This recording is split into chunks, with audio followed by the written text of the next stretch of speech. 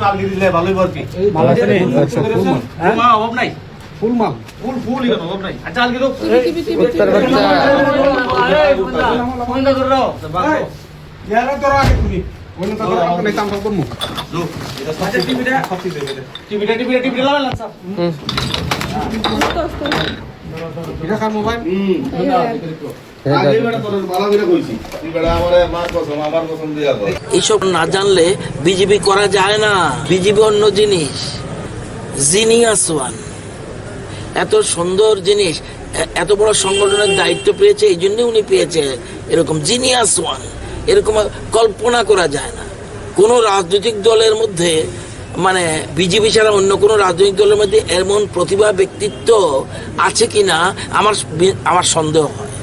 আজকে প্রায় 12:05 আমাদের কাছে একটা সংবাদ আসে যে লালসরাস্থিত সৈকত দেববর্মা, যার ওরফে যাকে বান্টি নামে খুবই পরিচিত, সে তার বাড়িতে ড্রাগস ডিলিং করছে।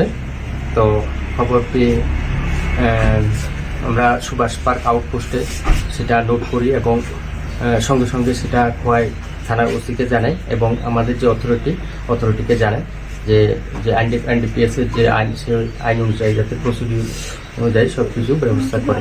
সে অনুসারে আমরাও আসি। DCM ম্যাডাম সালকামেরি দেববর্মা এবং একজন সিভিল উইটনেস পীযুষ দেবনাথ এবং অন্য স্টাফরাও আসে।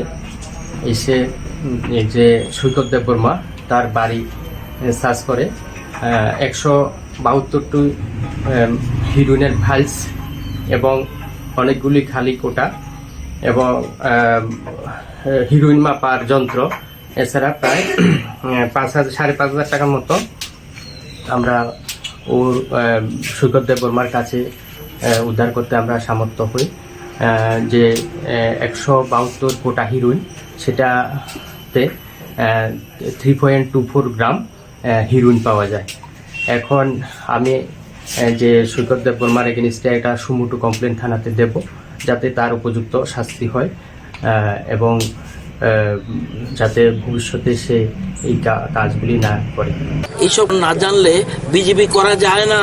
বিজেপি অন্য জিনিস, জিনিয়াস ওয়ান। এত সুন্দর জিনিস, এত বড় সংগঠনের দায়িত্ব পেয়েছে, এই জন্য উনি পেয়েছে এরকম জিনিয়াস ওয়ান।